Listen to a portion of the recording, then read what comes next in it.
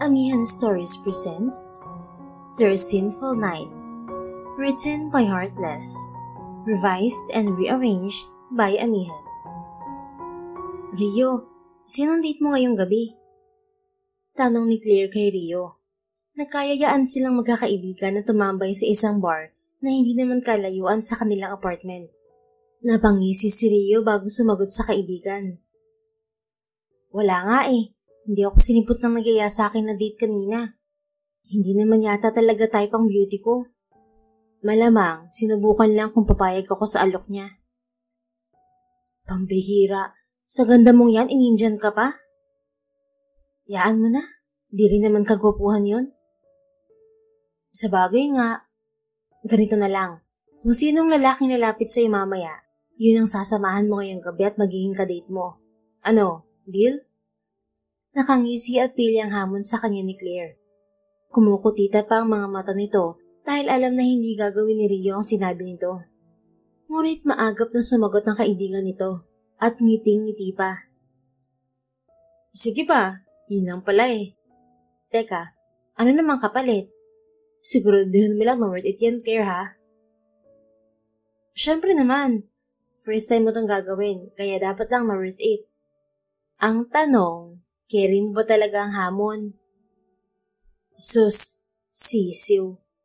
Mayabang na sagot ni Rio. Ano ba kasing premyo? Ililibre ka namin ng isang buwan na upa sa apartment. Mag-aambagan kami ng tropa kapag nagawa mo. Pero sa tingin namin hindi mo kaya. Ikaw pa. Never ka naman nagkusang lumapit sa lalaki.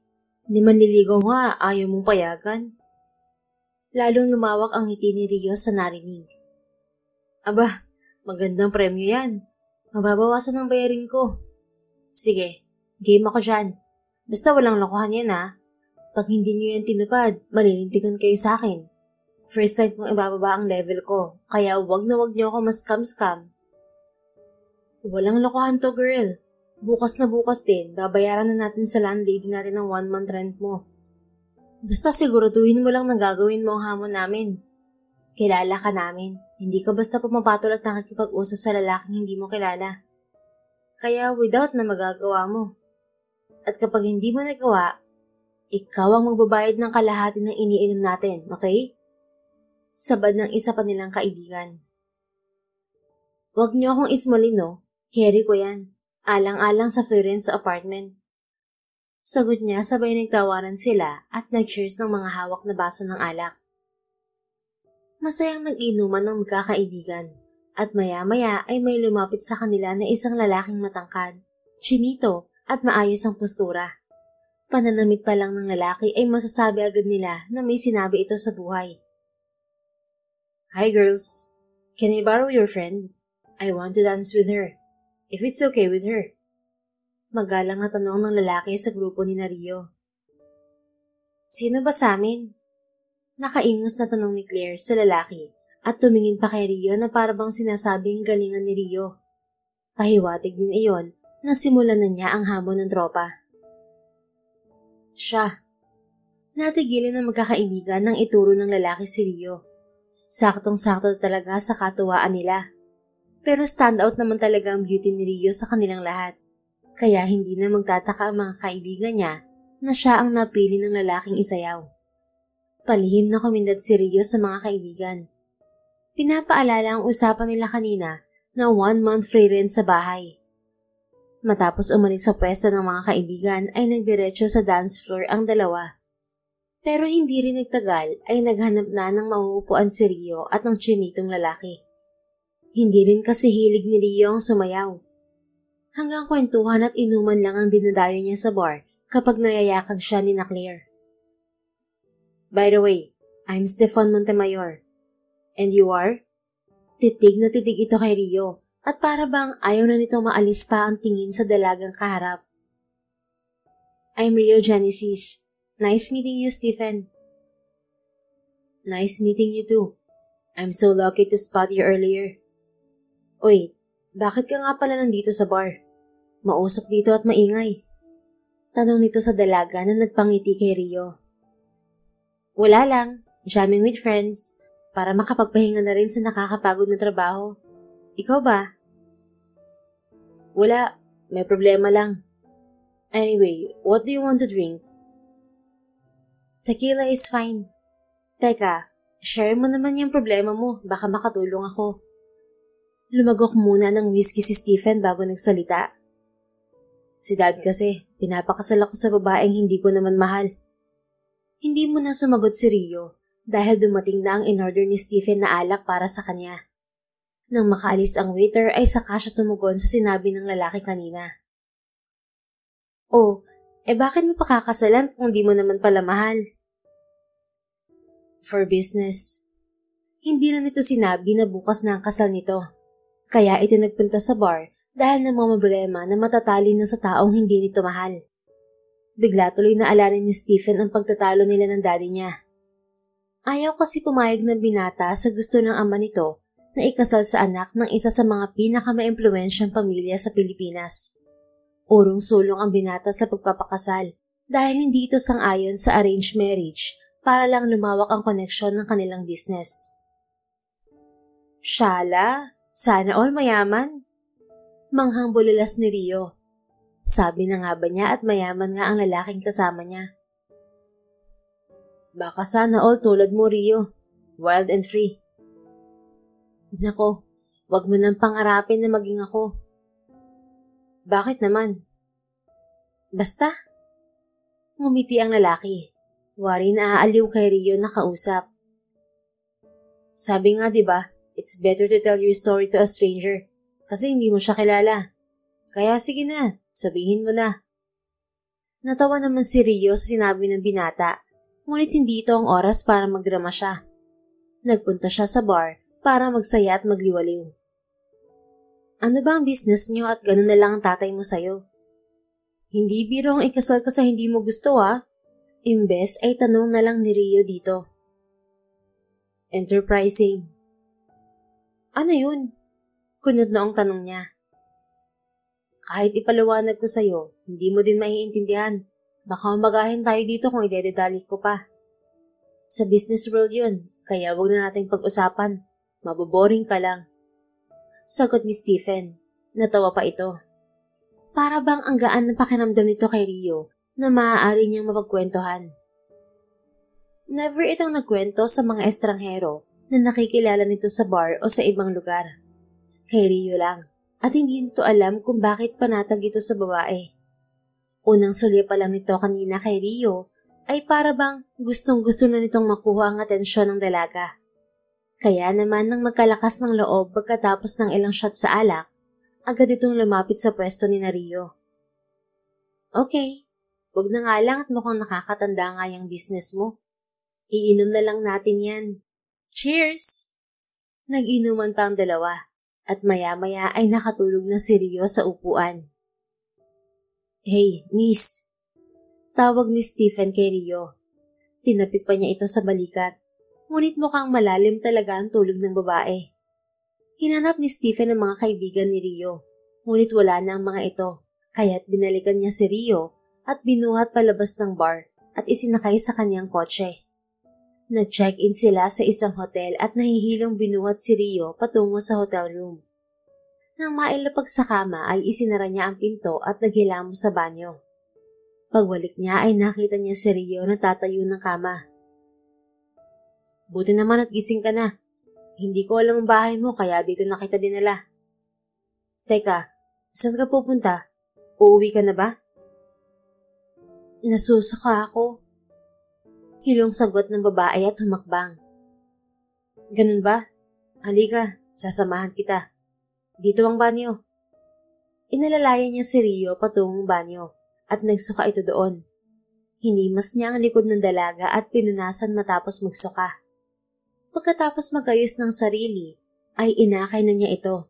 Ngunit natutumba ang babae kaya binuhat niya ito. Ang gwapo mo pala no? Nakangiting sabi ng babae habang buhat niya na tila bago silang kasal. Nakakapit ito sa batok niya at napakalapit ng mukha nito sa kanya. And you were pretty, Rio. Alam ko na yon, matagal na. Ngumisi si Rio at lumapit pa ng husto sa mukha niya. Nagulat si Stephen nang halikan siya bigla ng dalaga sa labi. Malalim at para bang nagugustuhan niya yon. Humakbang na siya at dinala sa kama si Rio. Sa bilis ng pangyayari ay hindi na nila namalayan na may nangyari na sa kanila. Nasa wisyo pa siya, pero tingin niya kay Rio ay wala na. Dala ng kalasingan kaya siguro naging mapusok at bumigay ito sa kanya. Pareho silang naghahabol ng hininga ng matapos. At nakita niya na nakatulog agad si Rio, kaya hinayaan na lamang niya ito. Kinaumagahan, nagising si Rio na masakit ang ulo. Ngunit bigla ayon tumakas nang mapagtanto niya na wala siyang anumang saplot at kasama pa niya ang lalaki na kilala niya sa bar kagabi. Hoy, tumayo ka riyan!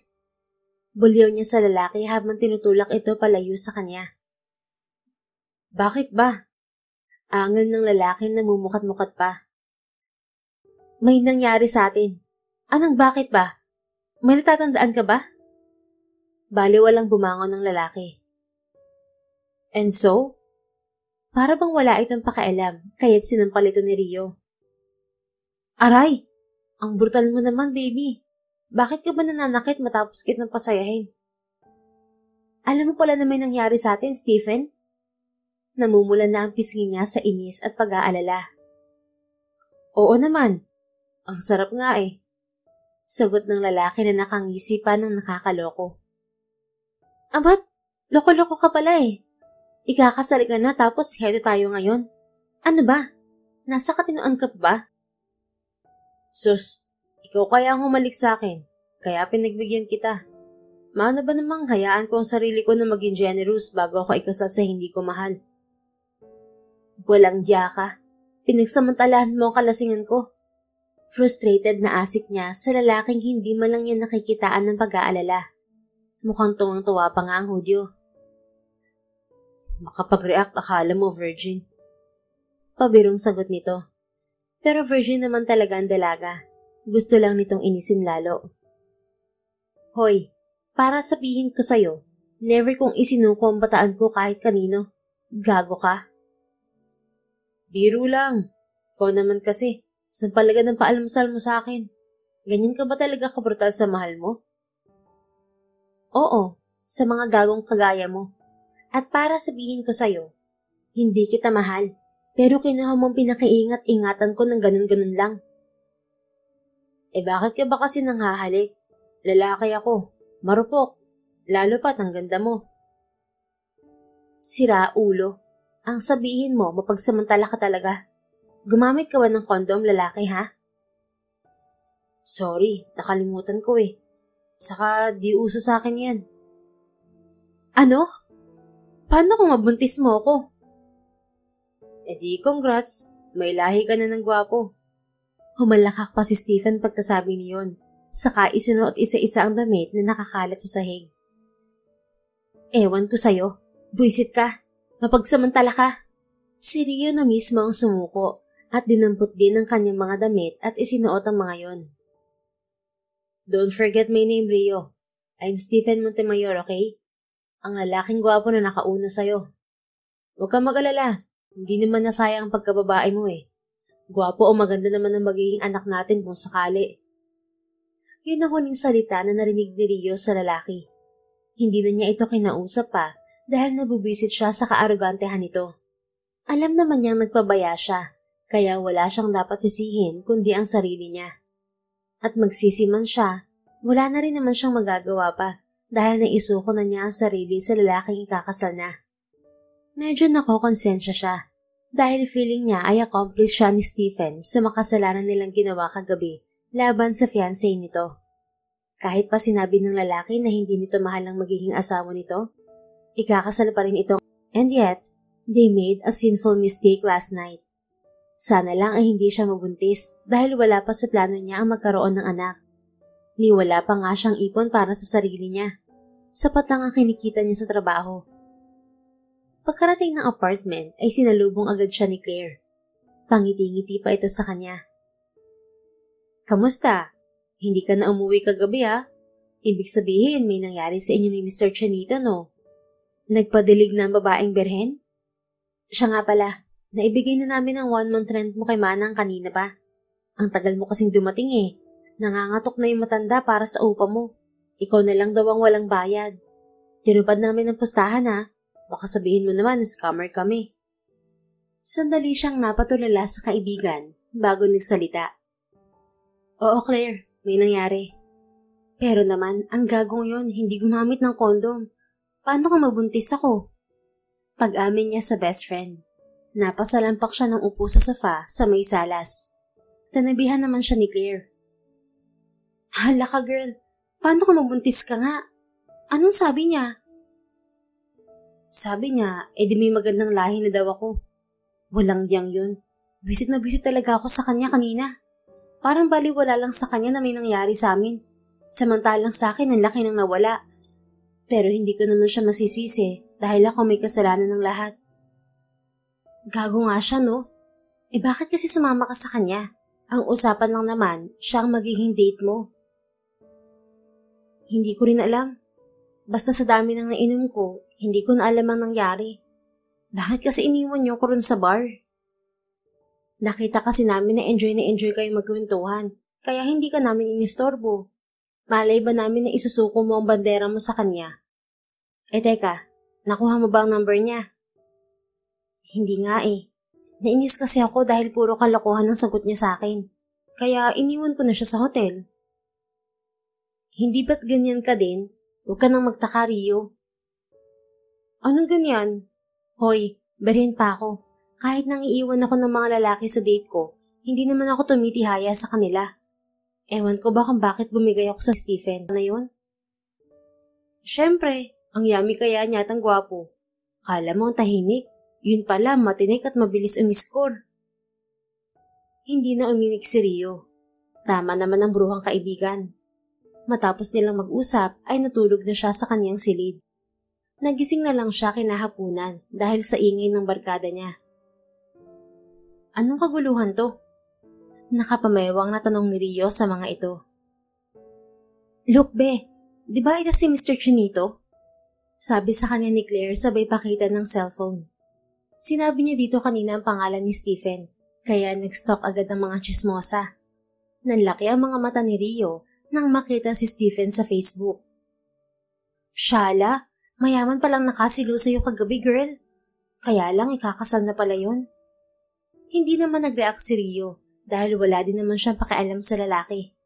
Isa pa ay sinabi na ni Stephen sa kanya na mayaman ito at ikakasal na nga. Kaya naman kinalimutan na lang niya ang nangyari sa kanila ni Stephen. Isang malaking pagkakamali yon na dapat lang naibuon niya sa limot. Minsan ay bumabalik sila sa bar kapag wala silang trabaho sa opisina. Aminado siya na minsan ay nililingalinga niya doon si Stephen. Pero matapos ng gabing may nangyari sa kanila ay hindi na muling nag-cruise pa ang landas nilang dalawa. Claire, ano ba yung niluluto mo? Ang baho naman. Nakatakip ang ilong na puna niya at amoy sa niluluto ng kaibigan. Isang gabi pagkalabas nila sa kwarto. Wow! Kailan pa naging mabaho sa pang-amoy mo ang corned beef? Tabi, nasusuka ako. Sabay takbo niya patungo sa lababo at doon nagduduwal. Nagkatingin na ng mga kaibigan ni Rio na ka-boardmate rin niya at sabay-sabay na nagsalita. Buntis ka ba? Biglang napahinto si Rio sa pagduwal at naalala na isang buwan na siyang hindi dinadatnan simula nang may nangyari sa kanila ni Stephen. Agad na inayos ni Rio ang kanyang sarili at lumabas ng bahay. Dumiretso siya sa butika na malapit sa kanila at bumili ng pregnancy test kit. Tiningnan lang siya ng mga kaibigan niya nang makabalik siya at nagmamadali siyang pumasok ng banyo. Positive mga besh. Naluluhang sabi niya habang lumalabas ng banyo at ipinakita kina Claire ang resulta ng kanyang PT. My gosh, positive nga. Anong plano mo, Rio? Nag-aalalang tanong sa kanya ni Claire pagkakita sa pregnancy test. Sasabihin ko sa kanya. Pero paano? Di ba nga may pamilya na siya? Saka sinabi niya sa'yo noon pa man na ikakasal na siya, di ba? Para bang tumigil ang ikot ng mundo ni Rio. Hindi niya inasahan na mabubuntis siya. Akala niya ay ligtas na siya dahil isang buwan na nakalipas mula nang may nangyari sa kanila ni Stephen. Pero nagkamali siya. At hindi niya pwedeng guluhin ng lalaki dahil kasal na ito ayon sa nabasa nila sa internet. Kaya naman sa huli ay nagpasya siyang itaguyod na lang mag-isa ang bata sa sarili niyang sikap. Maliit man ang sahod niya sa opisinang pinagtatrabahuhan bilang clerk, ayos lang. Maitatawid naman siguro niya panganganak at pagbubuntis.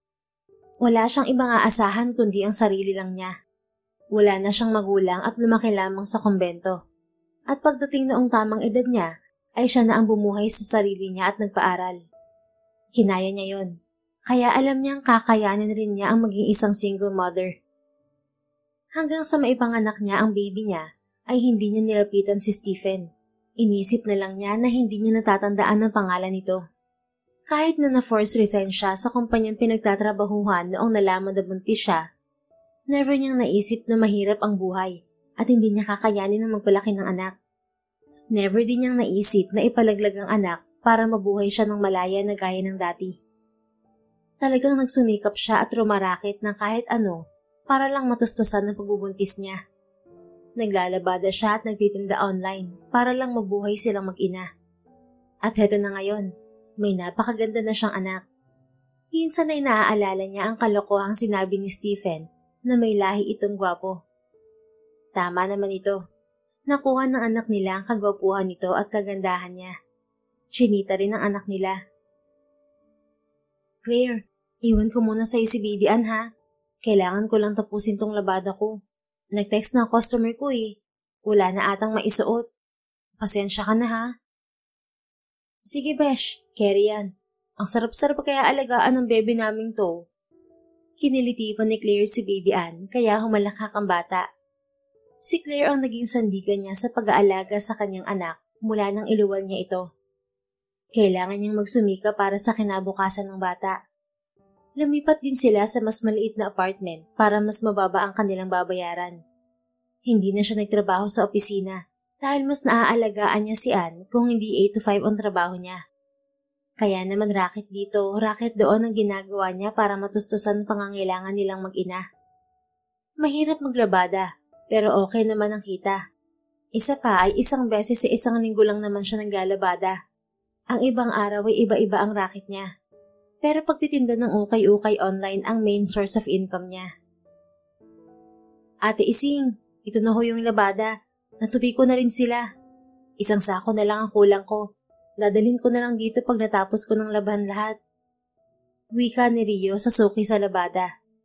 Pagkatuyo ng mga damit kanina ay agad niyang tinupi at dinala sa malaking bahay ni Aling Ising. O siya, sige. O, ito ang paon ng bayad ko para maibili mo ng pagkain ng anak mo. Salamat ho, Ate Ising.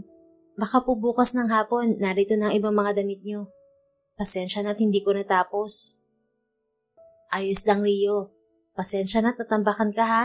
Nagbakasyon kasi kami ng ilang araw sa probinsya kaya hindi ko agad na itawag sa'yo na maipapalaba ko.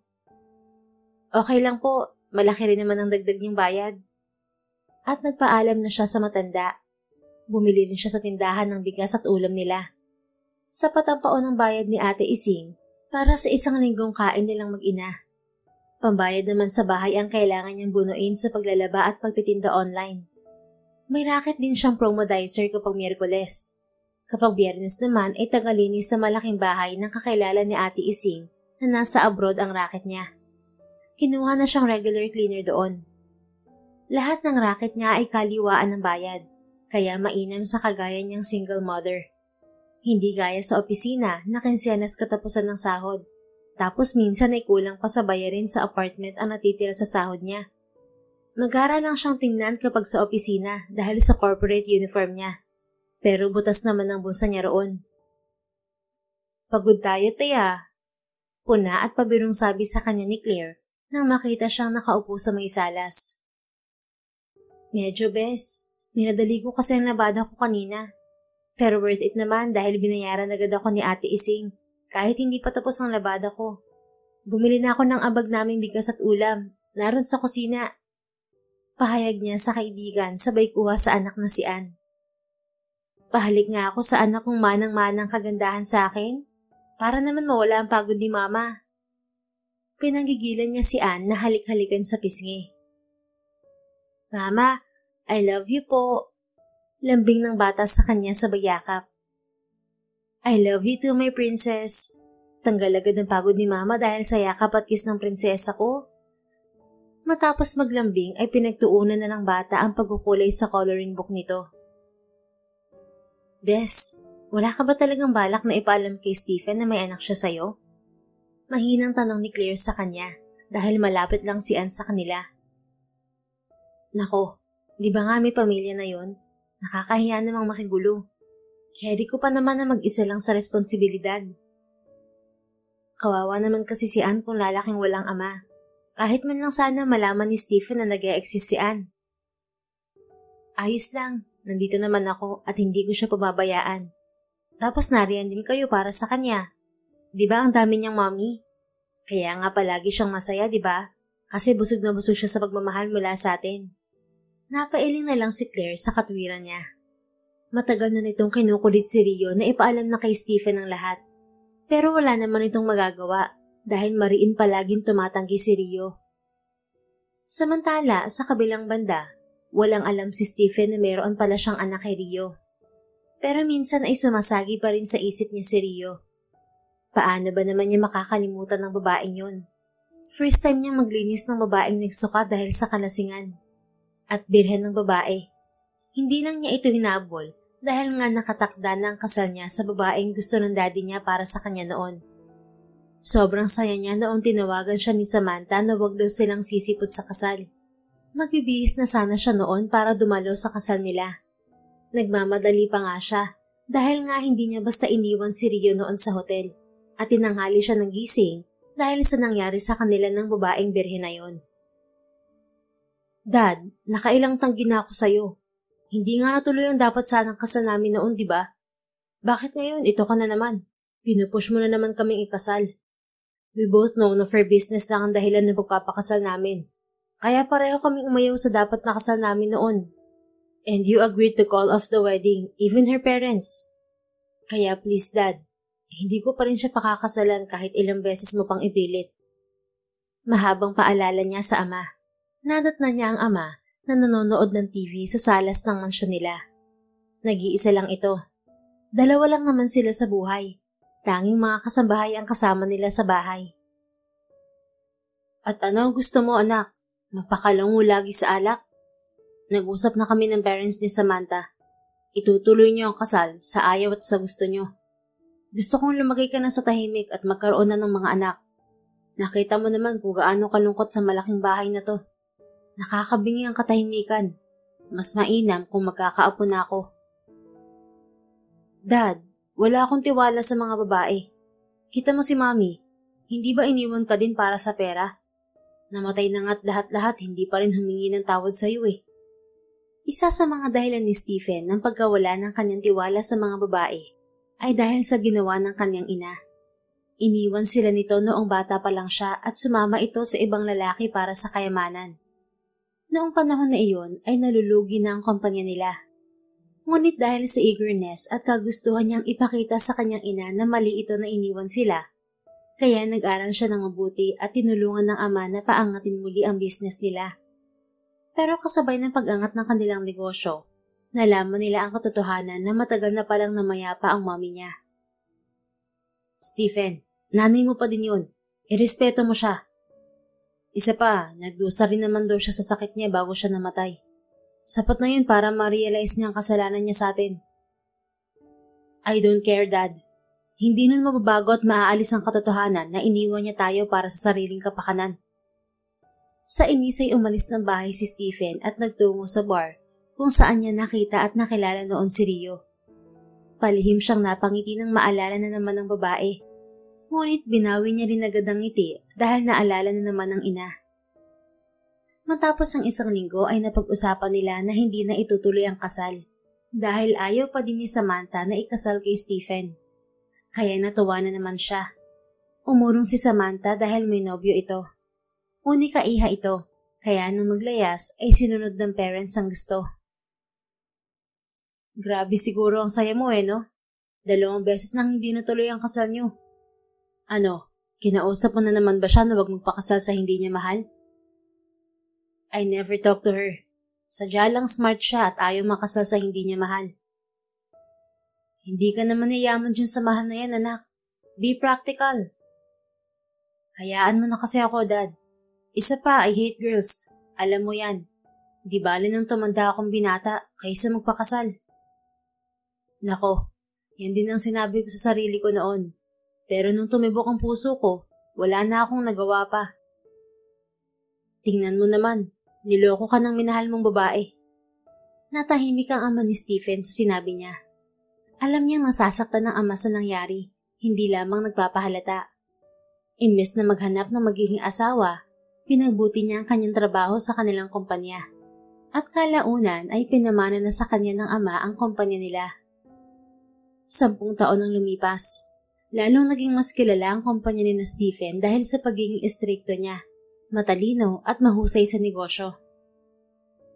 Anak, magbigay ka naman ng oras para sa sarili mo. Wika ng ama niya habang naghahaponan sila. Lalo itong tumatanda kaya nangungulit na naman ang apo. Dati Dad, sinasabi mo sa akin na magseryoso ako sa enterprise business natin. Tapos ngayon, sinasabi mo naman na mag-relax ako. Sa dami ng trabaho, hindi ko na po magagawa yan. Natawa ang ama niya sa sinabi niya at tinapik si Stephen sa balikat. Nagbago ka na nga anak. Masaya ako na makita mo na ang tunay na gusto mo. Pero alalahanin mo rin na kailangan mo rin ng tagapagmana. Para sa pagsisikap mo kung tatanda kang mag-isa. Matapos sabihin yon ay tinapos na ng Ginoo ang pagkain at umakyat na sa silid. Napabuntong hininga na lamang si Stephen at napahawak sa kanyang sentido. Araw-araw ay gabi na kung umuwi si Stephen at halos wala ng oras para sa kanyang sarili. Kaya tama ang ama niya. Tatanda siyang mag-isa kahit na ano pang yaman nila. At hindi naman siya nababahala roon. Marami naman siyang charity at scholar. Kaya hindi rin masasabing sa wala lang mapupunta ang pera niya. Samantalang si Rio ay malayo sa buhay ni Stephen. Kung ang binata ay labis-labis ang pera, si Rio naman ay kung hindi kakayod ay walang kikitain at ipangtutustos sa anak nila. Pero patuloy lang sa paglaban sa hamon ng buhay si Rio. Never siyang napagod at sumuko. Pabili po, sabi ng customer niya sa tindahan. Sa sipag niya rin sa kakaraket, nakaipon siya ng puhunan para sa tindahan. Hindi na siya naglalabada at cleaner. Nagtitinda na lang siya sa sari-sari store niya na kalaunan ay naging mini grocery. Dahil rin sa sinop niya sa pera, nakaipon at nakabili rin siya ng sariling bahay. At nang malaki na si Anne ay nagbukod na ng bahay si Claire, lalo na at may kasintahan na ito. Paminsan-minsan ay dinadalaw nito ang mag-ina. Matapos bentahan ng bumili ay tinawag ni Rio ang kanyang anak at inutusan. Anak, pakikuha mo nga saglit ang cellphone ni Mama sa loob ng bahay. Naiwan ko kasi kanina eh. May tatawagan lang ako. Thank you, Nak. Agad namang sumunod si Anne. Anak, nakita mo na ba? Hiyaw niya sa bata. Kailangan niyang humiyaw dahil nasa labas ng gate ng bahay nila ang kanyang mini grocery. At dahil sa tagal ng bata bumalik sa tindahan, napilitan siyang sumunod dito. Happy birthday! Bungad sa kanya ng mga boses nang buksan niya ang pinto ng bahay nila. Biglang naluha si Rio sa sorpresa ng mga kaibigan at ng kanyang anak. Hindi niya alam kung paano nakapaglihim ang mga ito at paano nakagawa ng paraan na sorpresahin siya. Pero masaya siya. Ma, blow the candle po. Agad namang hinipan ni Rio ang kandila sa cake at niyakap ang kanyang anak. Salamat anak at sa mga kasabwat mo. Pinasaya niyo ako. Miss na namin ang singer ng tropa. Kanta ka naman, birthday girl. Wika ng isa sa mga kaibigan niya. Ngumiti lamang si Rio. Mamaya magkakantahan tayo. Kumain na lang muna kayo. Anak, yung cellphone ni Mama. Tatawagan ko pa ang teacher mo. Eto po, Ma. Salamat, Nak. Napangiti si Rio at napatitig sa anak. Hindi niya akalain na nalagpasan na niya ang lahat ng hirap sa buhay. 9 na taon na si Anne.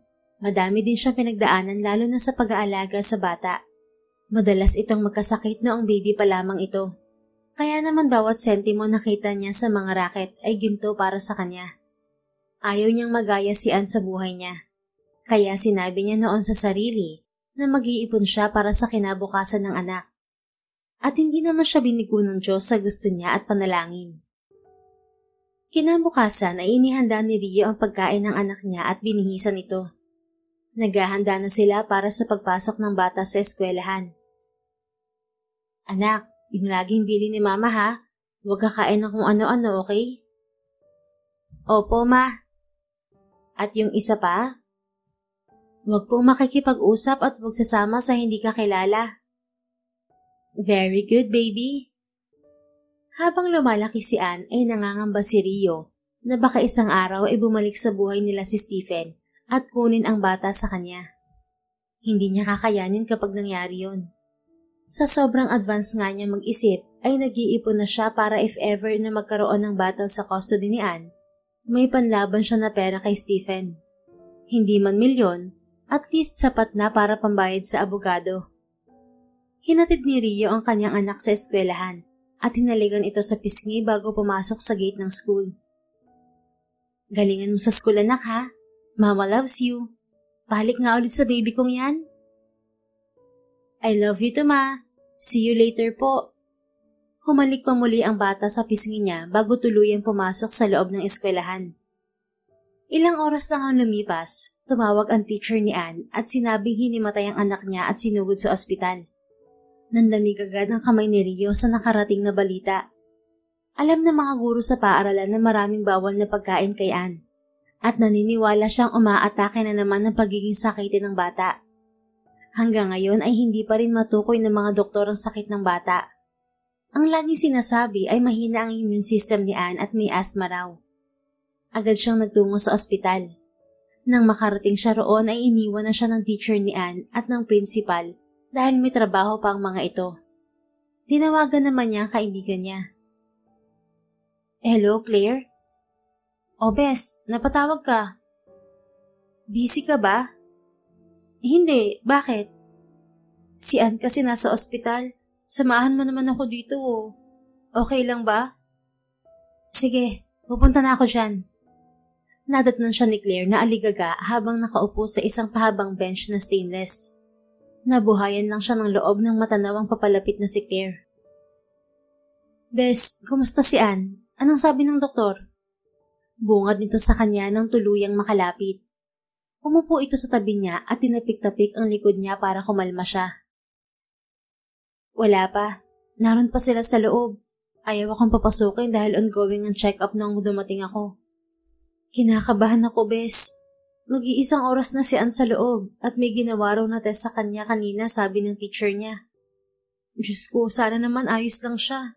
Hindi ko alam ang gagawin ko, Claire. Sobra na ako nag-aalala. Sabi ng teacher niya, bigla na lang daw nahirapang huminga si Ann. Pagkatapos putlang-putla at bigla na lang nahimatay. Kalma, Bes. Ayos lang si Ann. Baka gaya lang din ng dati nahika ang sanhi kaya siya nahimatay. Lubos ng kabang nararamdaman ni Rio at takot na baka mawala ang kanyang anak sa kanya. Buong buhay niya ibinigay niya dito at hindi na nga niya naalala pang magnobyo o mag-asawa man lang. Inialay na niya ang oras at buhay niya sa anak. Maya-maya pa ay bumukas na ang pinto ng klinik ng doktor. Sabay silang tumayo ni Claire at nilapitan ang papalabas na lalaking manggagamot. Sino po ang mami ng bata? Tanong agad ng doktor. Ako po ang nanay ni Ann. Kamusta po siya, Dok? Okay lang po ba siya? Pwede ko na po ba siyang puntahan sa loob? Sunod-sunod na tanong niya sa doktor. Tatapatin ko na po kayo, Mami. Lumabas sa echocardiogram test namin that your daughter has a ventricular septal defect. Ventricular septal defect? Ano pong ibig sabihin nun, Dok? May butas po sa puso si Ann, and we need to undergo surgery ASAP habang maliit pa ang hole ng puso niya. Pero sapat para mahirapan siyang huminga palagi. At sa nakita ko po sa test niya, medyo matagal na yon. Kaya pwede siyang lumaki kung hindi agad maooperahan. And worst, pwede niya yung ikamatay. Pero sabi po ng naunang doktor nang tumingin sa kanya, asthma lang daw ang sakit niya. Probably, hindi agad na-detect ang hole sa puso niya dahil maliit pa siya nung nagpa-check up kayo. Sa tingin ko, baby pa siya ay may sobrang liit ng butas sa puso niya na mahirap talaga ma-detect. Diyos ko, ang anak ko. Kaya pala sobrang sakitin niya noon pa mang baby siya. May problema na pala sa puso niya. Tama po kayo at hindi po hika ang sakit niya. Dok, magkano po bang kailangan para sa surgery ni Ann? Naluluhang tanong muli ni Rio. Alam niya na malaki ang gasto sa ganoong operasyon. I can't say the exact amount, pero you need to prepare a $500,000 pesos, Mommy. Napaupo si Rio sa bench nang marinig yun mula sa doktor. Saan siya kukuha ng ganoon kalaking halaga? May ipon siya ngunit hindi yun sapat. Pero kahit hindi sapat, wala siyang pagdadalawang isip na sabihin sa doktor na isagawa agad ng heart surgery kay Ann. Willing siyang ibenta ang mga naipundar kung ang kapalit naman niyon ay ang kagalingan ng anak niya. Nagpaalam na ang doktor sa kanila at pinayagan na silang puntahan si Ann. Maya-maya raw ay ililipat na ang bata sa isang private room upang ihanda sa surgery nito. Pagkapasok sa klinik ay agad hinawakan ni Rio ang malamig na kamay ng anak. Umiiyak ang bata at agad yumakap sa kanya. Mama, mamamatay na po ba ako? Agad na tanong ng bata habang umiiyak. Hindi anak, sino bang may sabi niyan sa'yo? Gagaling ka nga raw sabi ng doktor eh. Pero kailangan mo muna magstay dito sa ospital para gamutin ka nila hanggang sa gumaling ka na. Okay ba yon? Opo, ayoko pa pong pumunta sa heaven. Gusto ko pa pong makita ang papa ko. Natigilan si Rio maging si Claire sa sinabi ng bata. All this time ay hindi naghanap ng ama si Ann. Ngayon lang. Bakit baby? Gusto mo bang makita si papa mo? Opo, just in case kunin ako ni Papa Jesus, gusto ko pong makilala muna si Papa. Para po sabihin sa kanya na samahan ka niya kung wala na ako sa tabi mo. Ayoko po kasi na mag-isa ka. Pigil na pigil ni Rio ang luha. Ayaw niyang umiyak sa harap ng anak. Alam niyang delikado ang sakit nito, pero gagawin niya ang lahat para maoperahan ito at maging malaya sa karamdaman. Iniwan muna niya si Ann kay Claire at umuwi ng bahay. Kinuha niya lahat ng ipon niya, ngunit kulang na kulang talaga. Kanina pa siyang umiiyak at hindi alam ang gagawin. Bumalik siya ng ospital at naabutan doon ng lahat ng mga kaibigan na siya na ring mga ninang ni Ann. Nasa private room na ang anak niya. Tanggapin mo to, Bes. 10,000 lang yan, pero sana makatulong. Naaawang sabi sa kanya ng kumaring si Cara. Napahagulgul bigla si Rio dahil sa nangyayari. Mabuti na lang at tulog si Ann. Wala siyang karapatang tanggihan ng lahat ng tulong na bibigay sa kanya kahit piso pa yon. Laking pasasalamat niya sa mga kaibigan dahil hindi sila pinapabayaang mag-ina ng mga ito. Bes, bakit hindi mo nalang ipaalam kay Stephen ang katotohanan? Nakuha namin ang address ng kumpanya niya at nalaman namin na wala pa siyang pamilya. Tinawagan kasi namin ang number ng opisina niya. Sekretary ang sumagot at sabi binata pa raw si Stephen at ilang beses hindi nang tuloy ang kasal. Napapikit na lamang si Rio at nilanok ang kanyang pride. Tinaga niya noon sa bato na hindi hihingi ng tulong kay Stephen. Pero naisip niya kalimutan ng pride para sa anak. At naisip rin niya na baka ito na ang oras para sabihin ang katotohanan kay Stephen. Inalis niya ang takot sa puso niya at nangibabaw ang pagnanais na mailigtas ang anak. Salamat, Claire. Akin na ang address niya. Baka ito na ang oras para malaman niya ang tungkol kay Ann. Pagkabigay ni Claire ng address ay lakas loob na pumunta si Rio sa kumpanya ni Stephen. Ngunit nahihirapan siyang makaharap ito. Kailangan ko nga makausap si Stephen Montemayor. Ngayon na, miss. Importante yung sasabihin ko sa kanya. Kaya papasukin mo na ako sa office niya. Pakiusap. Sabi niya sa babaeng nasa labas ng opisina ni Stephen. Kanina pa siya nakikiusap dito. Pero iginigiit palagi na magpa-appointment muna raw siya. Ma'am, huwag ka naman po mag-iskandalo. Pasensya na po talaga. By appointment po kasi ang pakikipag-usap kay sir. Please, papasukin mo na ako. Hindi ako pwedeng umalis na hindi siya nakakausap kahit saglit lang. What is this noise all about? Dinig na dinig ko sa loob ang ingay niyo. Sita ng baritonong boses na biglaang nagbukas ng opisina ni Stephen. Sir, si Ma'am po kasi nagpupumilit na makausap ka. Pagharap ni Rio sa kinaroroonan ni Stephen ay biglang ngumiti ang lalaki. Hey, I know you. We met again. Binalingan naman ito ang sekretarya. Papasukin mo na siya. I know her. Laking pasasalamat ni Rio nang makilala pa siya ni Stephen kahit na 10 years na ang nakalipas. Ilang taon lang siya noon. 21 lang. Sumunod siya kay Stephen at pagkapasok sa loob ng opisina ay hindi na siya nagpaligoy-ligoy pa. Hindi ba't may nangyari sa atin 10 years ago sa isang hotel? Nagpakawala na naman ng ngiting pilyo si Stephen. Yes, and why? Gusto mo bang maulit kaya ka narito? Huwag kang bastos. Narito ako para sabihin sa'yo na nagkaroon tayo ng anak. At kailangan ko ng pera. Malaking halaga ng pera. Walang pakundangang sabi niya. Ayaw niyang magsayang ng oras. Wow, alam ko na ang galawang ganyan. Rio is your name, right? So you want money? At isasangkalan mo pa na meron tayong anak? That's ridiculous. Hindi ako nagbibiro, Stephen. Hindi ako pupunta rito para magmukhang pera sa paningin mo. Pero para sa anak ko, kakapalan ko ang mukha ko. Please, Stephen. Kailangan ka ng anak natin. Bakit? Merong sakit si Ann. Meron siyang butas sa puso at kailangan niyang maoperahan sa lalong madaling panahon. At gusto niyang makilala ka na. Ikaw na lang ang pag-asa ko. Kaya sana naman tulungan mo ko. Na-cross arm si Stephen at umupo sa swivel chair. Minwestra kay Rio na maupo din ito na hindi naman ginawa ng babae. Kung anak ko talaga siya, bakit ngayon ka lang nagpakita sa akin?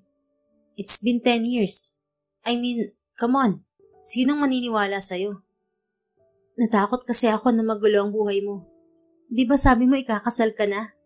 Kaya itinago ko na lang ang anak natin sa'yo. Pero kung kaya ko lang at kung sapat lang ang ipon ko, hindi naman ako lalapit sa'yo eh. Please help me save our child, Stephen. Tatanawin kong malaking utang na loob kung matutulungan mo ka na maoperahan siya. Walang ano-ano'y kumilos si Rio at biglang lumuhod sa paanan ni Stephen at umiyak doon. Nakita ni Stephen na hindi yun palabas o pagkukunwari dahil daman nito ang sinseridad sa boses ni Rio. Get up there and show me the kid.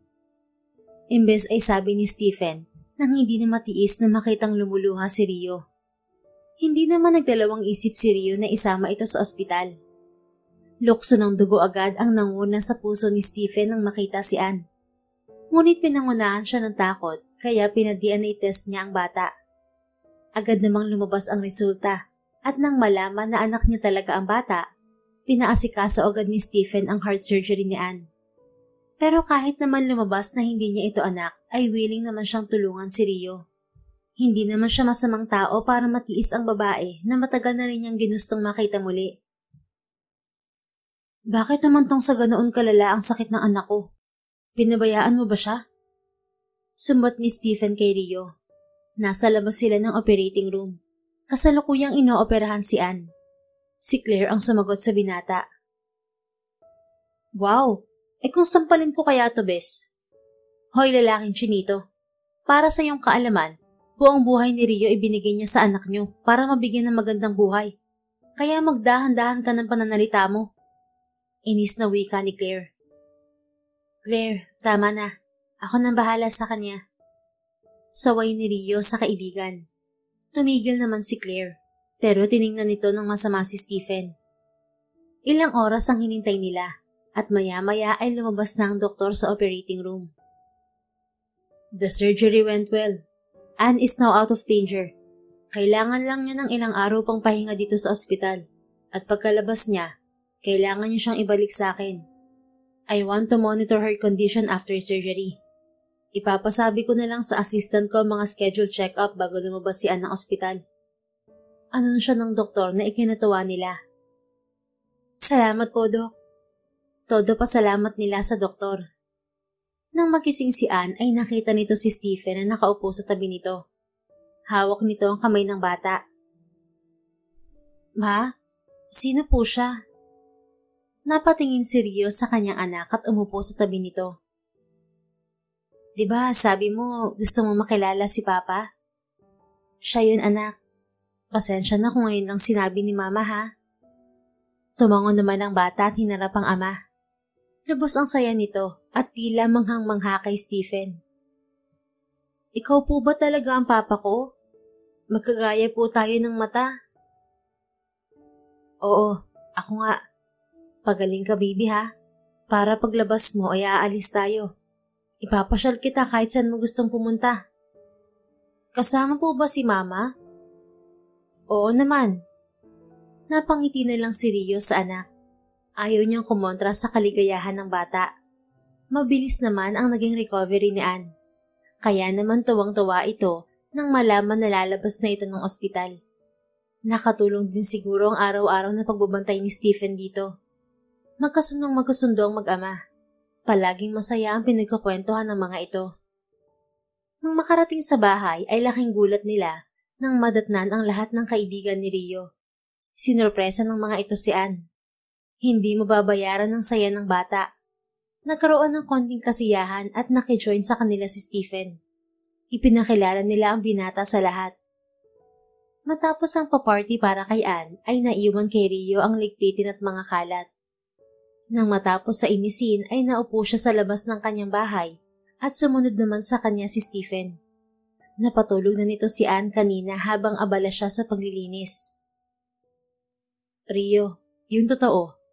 Bakit hindi mo agad sinabi sa akin na nagkaroon tayo ng anak? Sabi ko nga sa'yo, di ba? Akala ko ay kasal ka na at ayaw kong makigulo.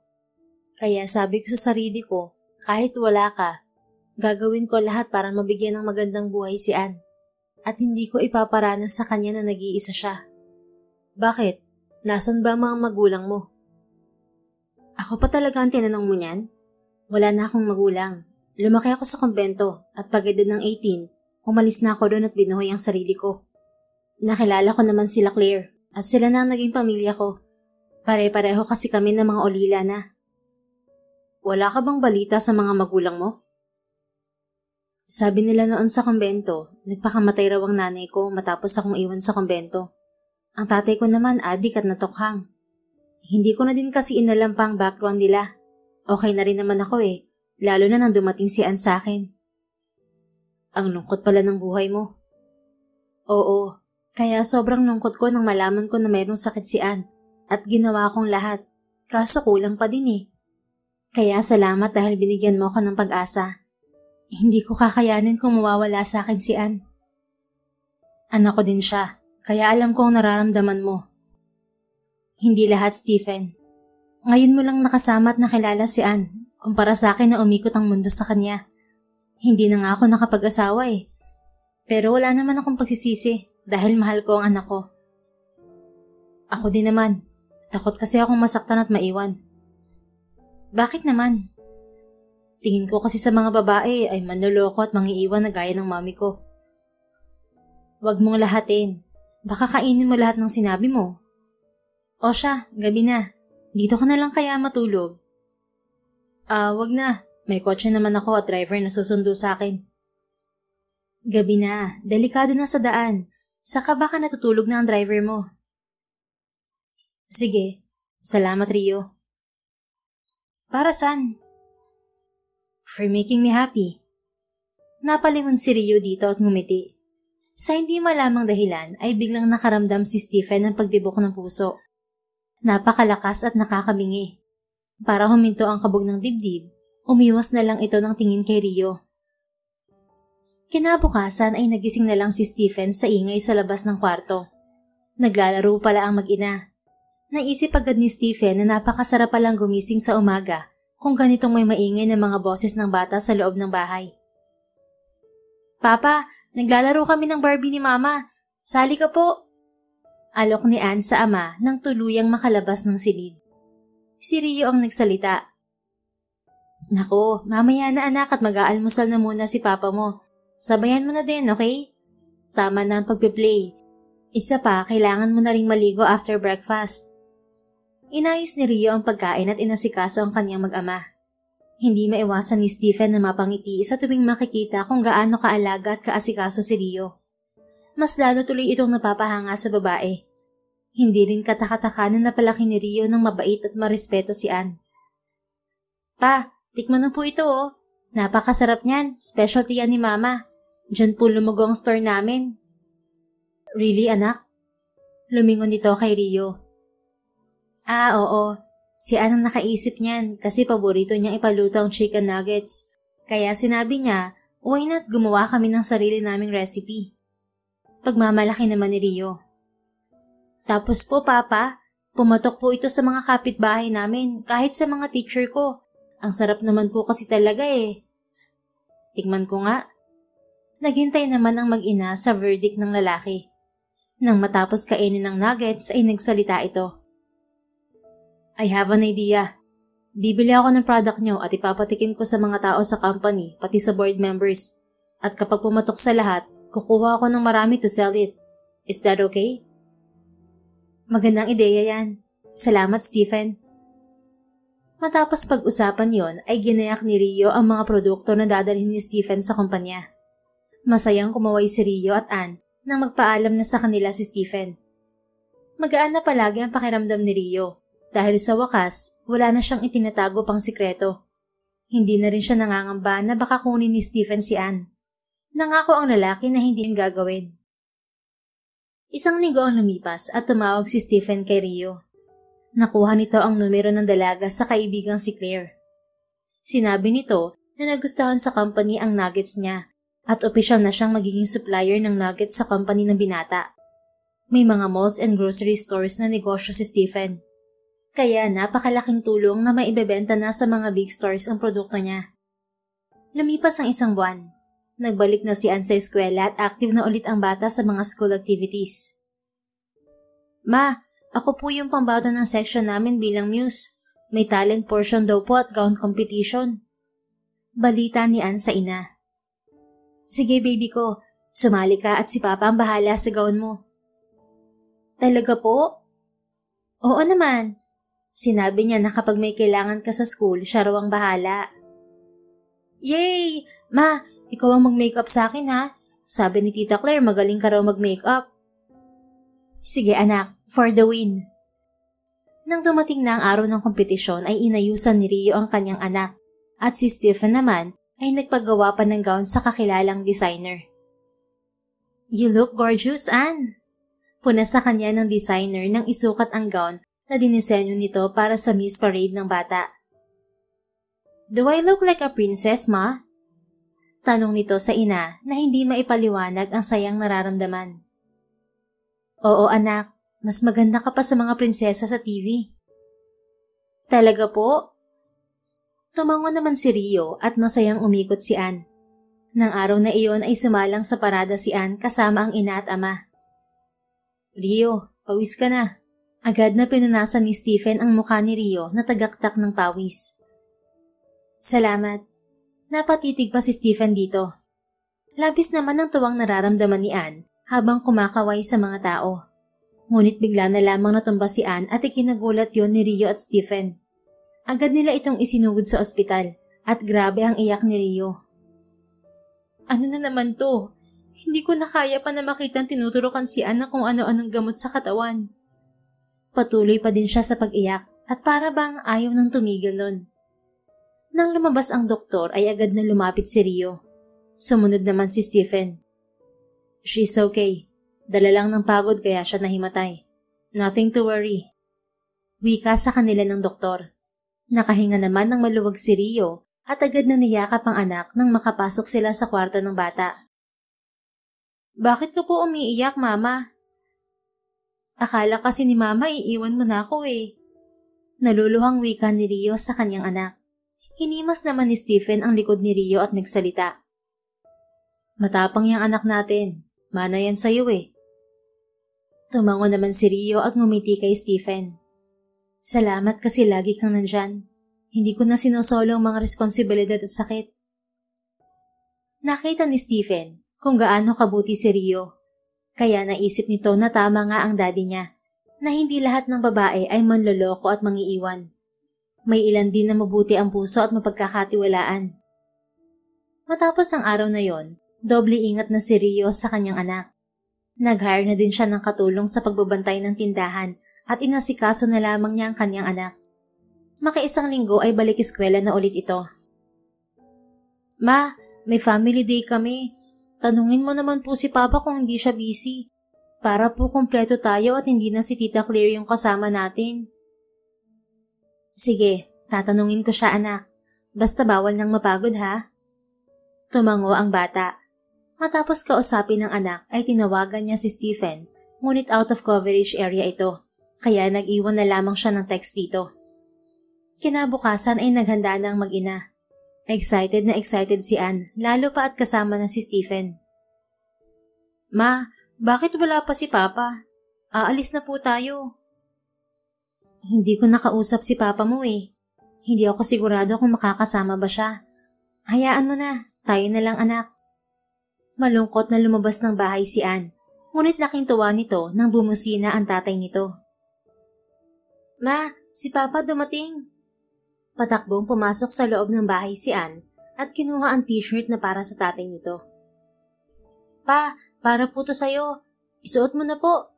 Masayang wika ni Ann at ibinigay ang damit kay Stephen. Isinuot naman agad yun ni Stephen at paglabas ng kwarto ay natuwa si Rio nang makita ang mag-ama. Ang cute nyo. Picture tayo. Sabi niya sa dalawa. Sige po ma. Para na silang tunay na pamilya. Ang kulang na lang ay pagmamahal sa dalawa. Agad na silang nagtungo sa school ni Ann at sumali sa mga palaro. Sack race ang una nating laro. Wika ng teacher at sumali naman si Rio. Bago tayo magsimula, ano ang sigaw mo para sa pamilya mo, Ann? Tanong ng teacher kay Ann. Kasal na lang ang kulang. Tumawa pa ang bata at tumingin sa mga magulang na kapwa nagulat sa sinabi ng kanilang anak.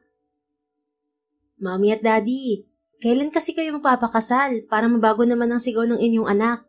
Di ba, Ann? Opo, teacher. Para sa susunod, sasabihin ko kapatid ko na lang ang kulang. Hindi tuloy makatingin si Rio kay Stephen. Nahihiya siya sa binata. Hanggang sa nagumpisa na ang laro at natumba si Rio. Ngunit pinilit nilang tumayo at sa huli nakuha nila ang second place. Sayang, second place lang tayo, Papa. Ayos na yun, anak. Nasanay kasi ang si Ann na palaging first place. Si Tita Claire niya kasi hindi nagpapatalo yun. Kwento ni Rio kay Stephen. Sige anak, babawi tayo sa susunod na laro. At nanalo nga sila sa ikalawang laro. Matapos ang family day ay umuwi na sila. Salamat ha. Kitang-kita ko kung gaano kasaya si Ann dahil buong pamilya niya. Wala yun. Napagod siguro siya ng husto. Tingnan mo't nakatulog na agad. Mula noon ay halos araw-araw nang nagpupunta si Stephen sa eskwelahan ni Ann.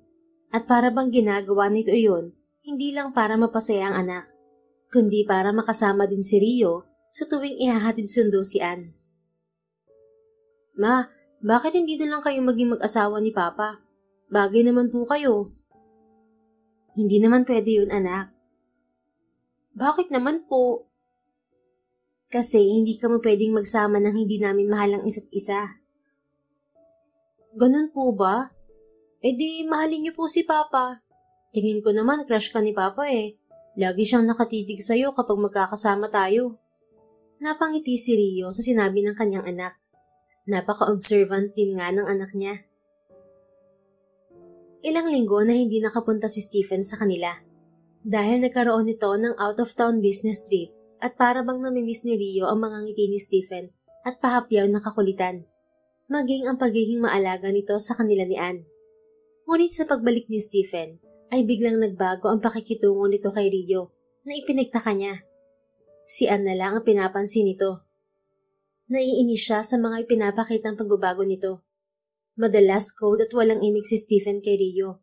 At sa tuwing pupunta sa bahay nila, ay agad din itong umaalis na para bang laging may pupuntahan. Hinayaan lamang yun ni Rio hanggang sa nagpa siya siyang umiwas na din kay Stephen. Ngunit nang iwasan na niya ang binata ay kinausap siya nito. Iniiwasan mo ba ako, Rio? Napairap si Rio. Parang nabaligtad ata siya. Ha? Di ba ikaw yung hindi namamansin? Protesta niya. Natahimik naman si Stephen. Tumayo na si Rio sa kinauupuan sa salas at pumasok na sa loob ng kwarto. Iniwan na niya ang binata at binilinan na ilak na lang ang pinto pag lumabas. Hindi alam ni Stephen kung paano niya sasabihin at ipapaliwanag kay Rio ang sinabi sa kanya ng kanyang ama. Sa poang ulo ay biglang gumuhit sa isip niya ang pag-uusap nila ng ama. Alam ko na mayroon kang anak sa Rio Genesis na yun, anak. Hinayaan ko mapalapit ka sa anak mo, pero sa ina niya, hindi ako makakapayag. Mariing sabi ng daddy niya nang kastiguhin siya nito pagkabalik galing sa out-of-town business niya. Ito na naman ho kayo, Dad. Pinapangunahan mo na naman ako.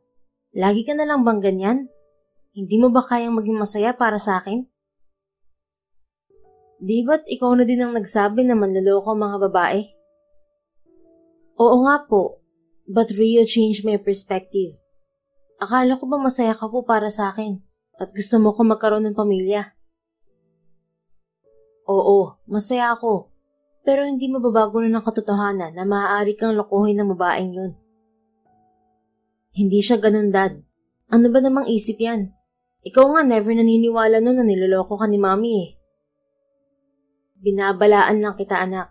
Concern lang ako sa'yo. Dahil ayokong maranasan mo ang naranasan ko sa Mami mo.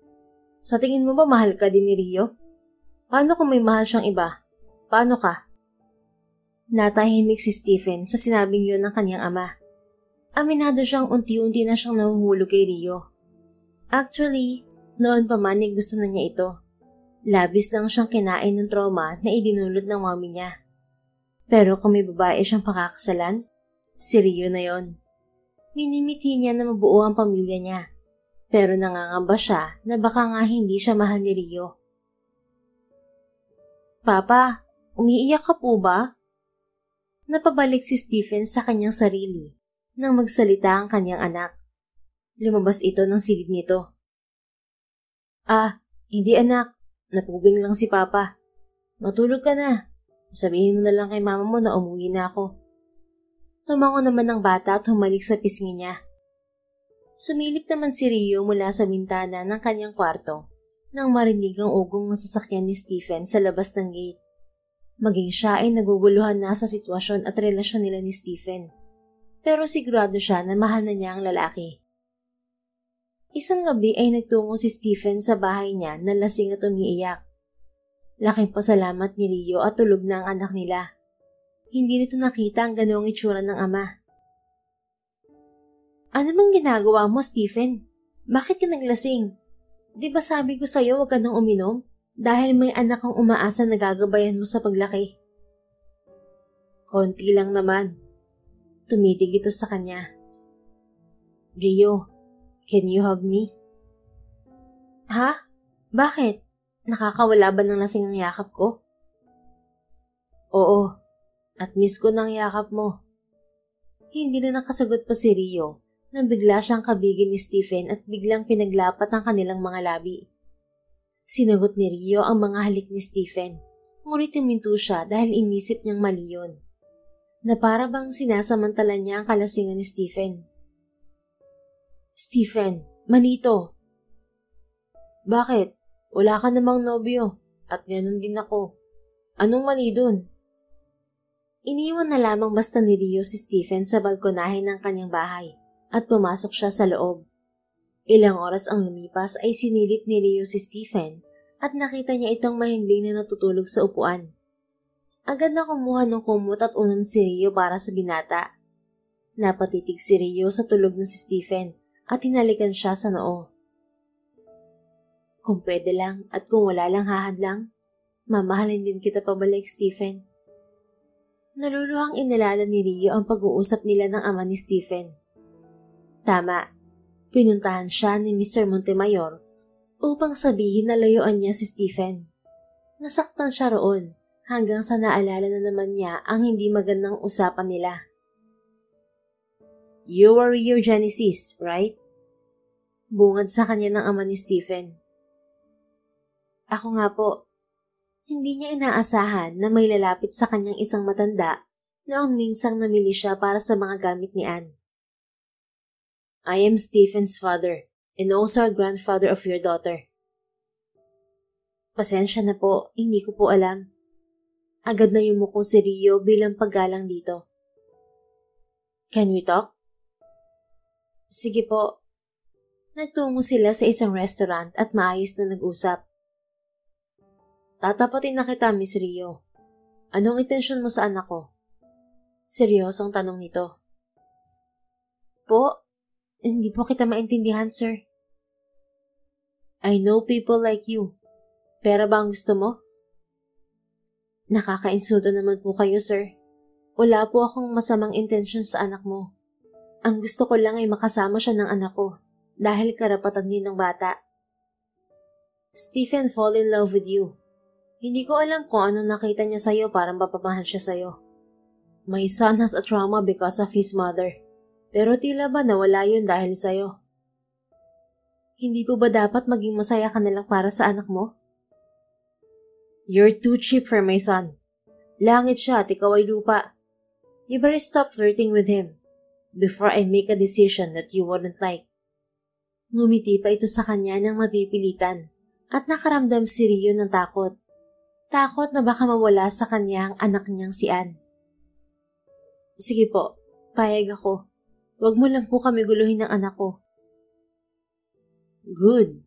Mabilis ka naman palang kausap eh.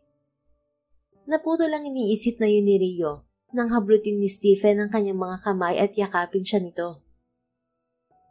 I'm not drunk. Bulong ni Stephen kay Rio habang hawak niya ang kamay nito at niyakap siya. Dad told me na nakipagkita siya sa'yo. Ano? Yes, Rio. Sinabi niya sa akin, but no worries. Sinusubukan ka lang niya, Rio. Hindi naman kasi siya kasing sama na tulad ng iniisip mo. I don't care. Ninata pa rin niya ako. Marahas na itinulak ni Rio si Stephen, ngunit mas malakas ito sa kanya at hinigpitan pa ang yakap sa kanya. Do you love me, Rio? Tanong na nakapagpahinto sa mundo ni Rio. Ano bang plano niyo ng daddy mo? Imbes ay tanong niya. Naguguluhan si Rio. Parang kahapon lang nang kausapin siya ng ama ni Stephen at ngayon isasabihin ng binata na pagsubok lamang yon. Para bang mababalo siya dahil sa pangyayaring hindi niya inakala. I love you, Rio. Just don't mind him. Matapos banggitin yun ni Stephen ay hinalikan nito ang babae. Tuluyan ang bumagsak ang mga luha ni Rio na kanina pa niyang pinipigilang lumabas. Inamin sa akin na dadang ginawa niya. At masaya siya na malaman na natagpuan ko ng babaeng karapat-dapat sa akin. Sabi ni Stephen nang maghiwalay sila ng labi. Muling hinalikan ni Stephen si Rio at sa ikatlong pagkakataon ay sinagot na ni Rio ang mga halik nito. Halik na para bang ayaw na nilang awatin ng kanilang sarili. Ngunit naalala muli ni Rio ang sinabi ng ama ni Stephen. Kaya lumayo siya sa binata. Why? Naguguluhang tiningnan ni Stephen si Rio at nagtataka kung bakit ito tumigil. Sinabi ng dad mo na layuan kita. Ayokong mawala sa akin ang anak ko. At kung ikaw magiging dahilan para maghiwalay kami, mas mabuti pang lumayo ka na lamang, Stephen.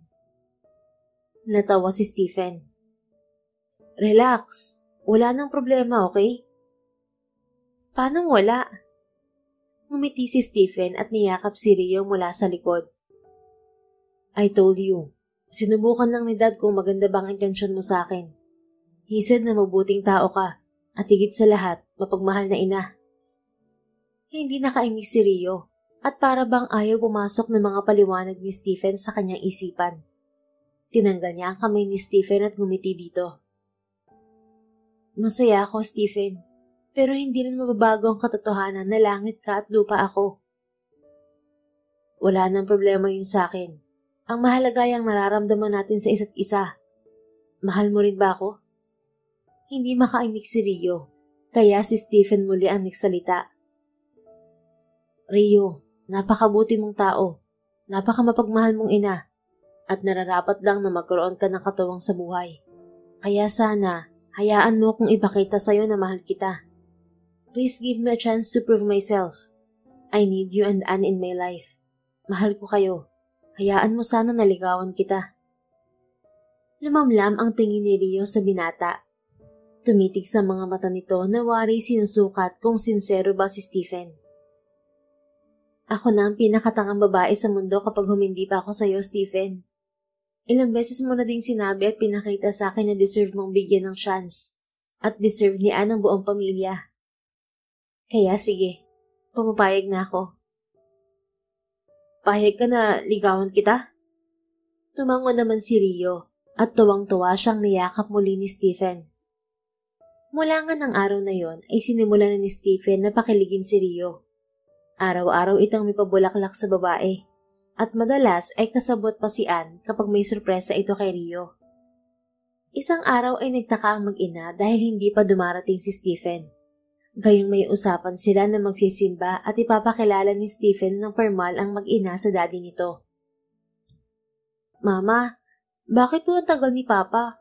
Matatapos na po ang morning mass. Tanong ni Anne sa ina na tila naiinip na. Darating din yun, baka na traffic lang. Teka nga pala anak, alam mo bang ipapakilala tayo ng formal ni Papa mo sa lolo mo? Na-meet ko na siya dati, pero sabi ng Papa mo, gusto niyang magsama-sama daw tayo mag-lunch mamaya. Talaga po? Excited na akong makita si Lolo, Mama. Oo, kaya wag ka nang mainip, okay? Ilang saglit pa ay tumunog ang cellphone ni Rio. Napangiti pa siya nang makita na si Stephen ng caller. Rio? Bungad nito sa kabilang linya. Umiiyak ka ba, Stephen? Bakit? Sabihin mo, may problema ba? Kanina ka pa namin hinihintay ni Anne. Sorry, Rio. Hindi muna tayo matutuloy sa family date natin. Si Dad kasi nasa ospital. Inatake siya sa puso. Natatakot ako. Pakisabi kay Anne, sorry kung hindi ko natupad ang promise ko. Babawi ako sa inyo. Okay lang, ano ka ba? Pupuntahan ka na lang namin. Isend mo sa akin ang address ng ospital. Ma, bakit po? Pagkataka ni Anne nang mapansin na seryoso ang ina sa katawagan. Puntahan natin si Papa mo, anak. He needs us. Nasa ospital daw ang lolo mo kaya hindi muna tayo matutuloy sa family date natin. Inakay ni Rio ang anak at pumara sila ng taxi. Ibinigay niya ang address na ilinext ni Stephen at naabutan nila si Stephen sa ospital na tulala at tumutulo ang luha. Stephen, agad na yumakap si Stephen sa mag-ina nang makalapit sila dito. Salamat narito kayo. Kanina pa akong kinakabahan kay Daddy.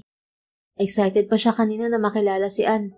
Tapos nang aalis na kami, bigla na lang nanikip ang dibdib niya.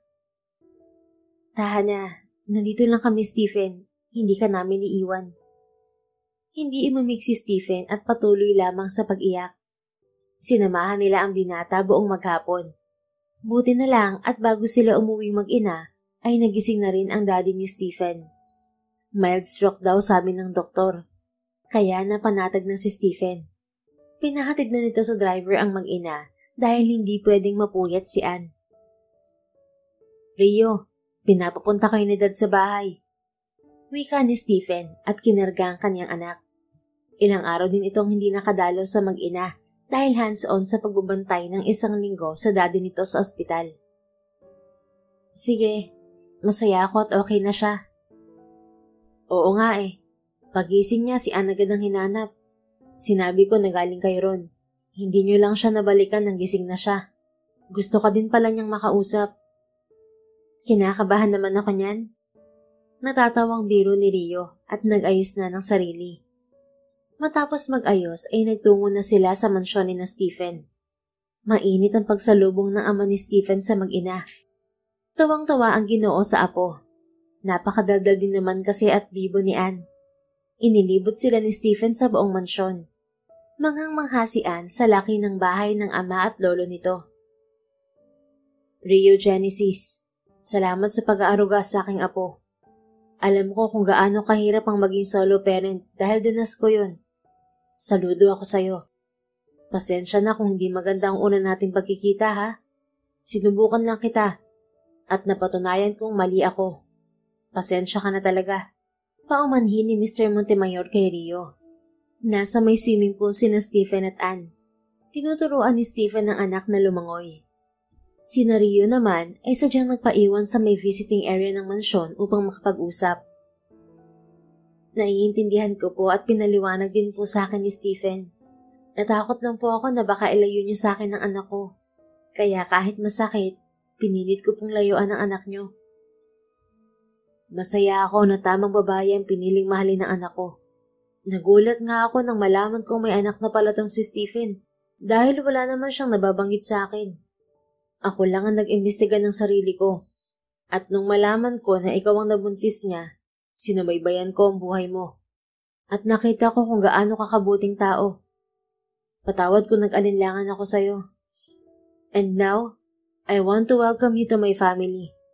Sabi ko kay Stephen, pakasalan ka na agad. Niyakap ng matanda si Rio at ganoon din ang dalaga. Masaya siya na sa wakas ay tapos na ang pagsubok na ito sa kanya. Isa na namang pagsubok na nalampasan niya. Hindi naman naglaon ay sinagot na rin ni Rio si Stephen. Pero hindi pa rin sila ikinakasal kahit na dumating na ang graduation ni Ann sa elementarya. Isang araw, umuwi si Ann sa kanilang bahay kasama ang mga kaibigan. Ma, Pa, mga kaibigan ko po. Manggalang napakilala ni Ann sa mga ito. Malugod na tinanggap ni Rio ang mga kaibigan ng kanilang unika iha. Pinaghanda pa niya ng makakain ng mga ito. Gagawa lang po kami ng project, Ma. Okay lang po ba? Wika pa ng dalagita. Ma, sabi pala ni Tita Claire, puntahan mo daw siya sa bahay nila dahil miss ka na niya. Saka magpapasama raw siya sa'yo na mamili ng ilang gamit ng baby niya. Malapit na pala mga anak si Tita. Sige na, pupunta ako mamaya. Magbibihis lang ako.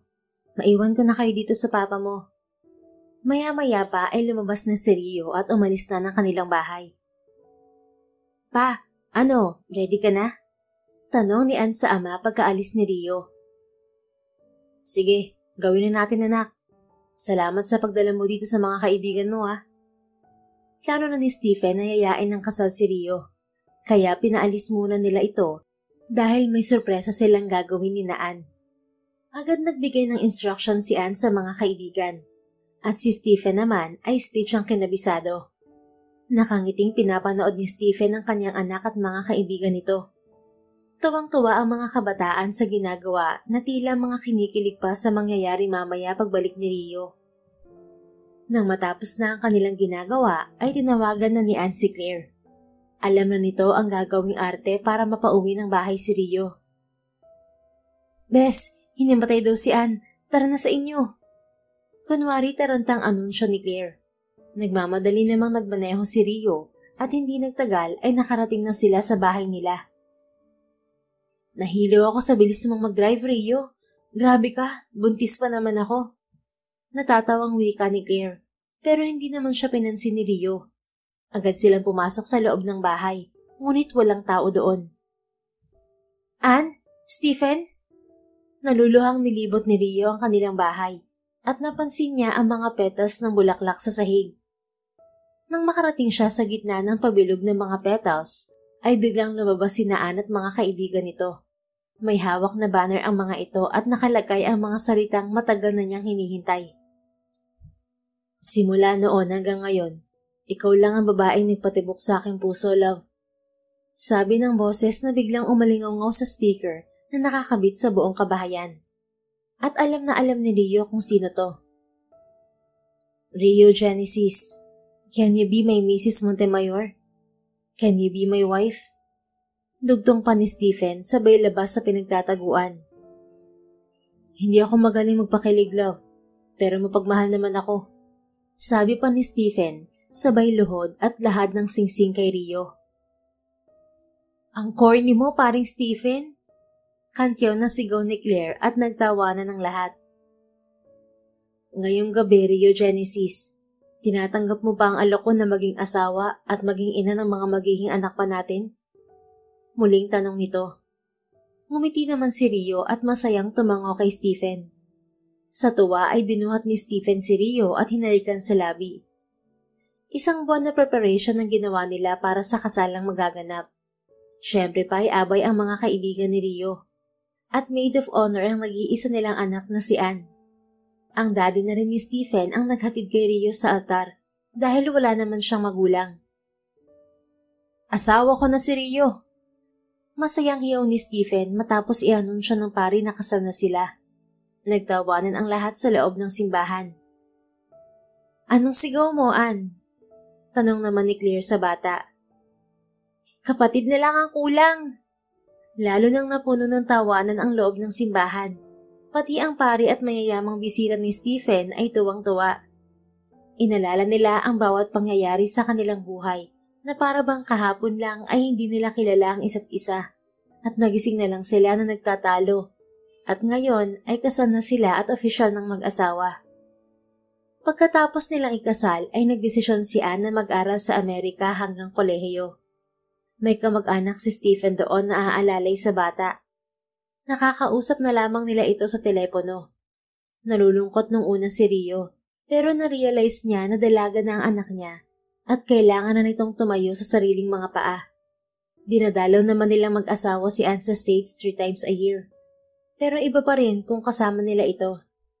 At ngayon nga nang magkokolehiyo na ito at bakasyon sa eskwela, uuwi ito para sa Pilipinas ilaan ang buong summer vacation. Parating na daw ba ang apo ko? Tanong ng ama ni Stephen kay Rio. Matanda na ito at mayroon ng tungkod. Simula nang ikasal si Rio at Stephen ay napagpasyahan nilang lumipat ng mansyon at ang bahay ni Rio ay pinatirahan na lamang nila kay Claire kaysa umupa pa ito at ang asawa nito. Pati ang mini grocery ni Rio ay si Claire na rin ang namamahala. Opo, Dad. Sinusundo na po ni Stephen sa airport. Tumango ang matanda. Bigla namang may kumatok sa labas at pinagbuksan yon ng ama ni Stephen. Pasok kayo, Claire. Nakangiting paanyaya ng matanda sa mga kaibigan ni Rio na dumating. Si Rio po. Tanong ni Claire sa matanda. Nasa kusina. Puntahan niyo na lamang doon. Hihintayin ko na lamang ang apo ko dito sa sala. Bahala na kayo sa inihahandang pagkain ni na Rio. Sige po. Agad na pinuntahan ni na Claire ang kaibigan sa kusina. Nasaan ang pamangkin ko, Claire? Bakit hindi mo kasama?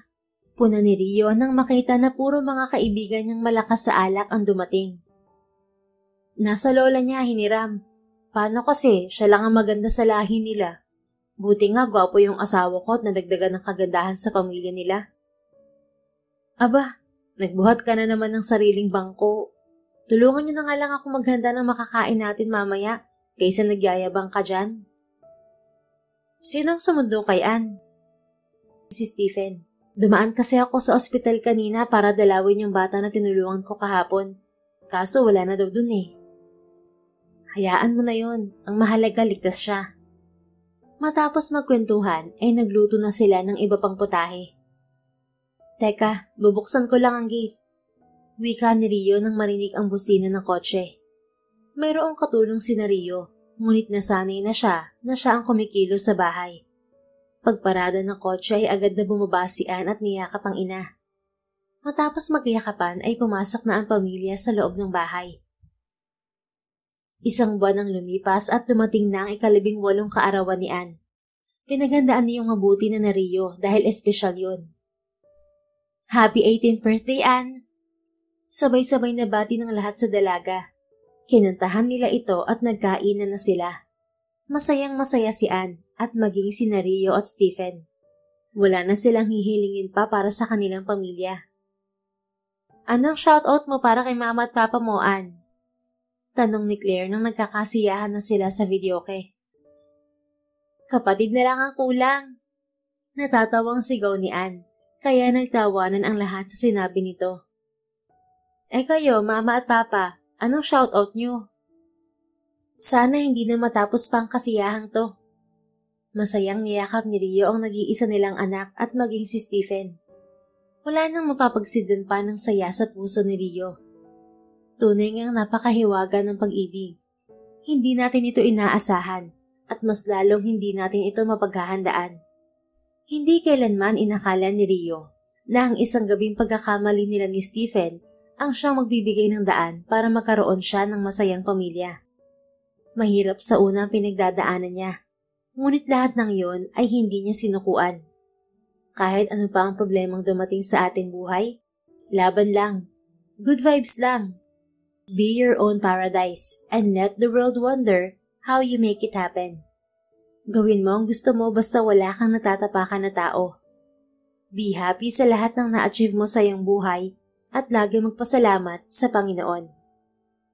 The End.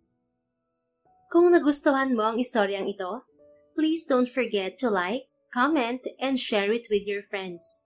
Your support really makes a difference. Thank you and see you sa ating next story. Keep safe and be blessed.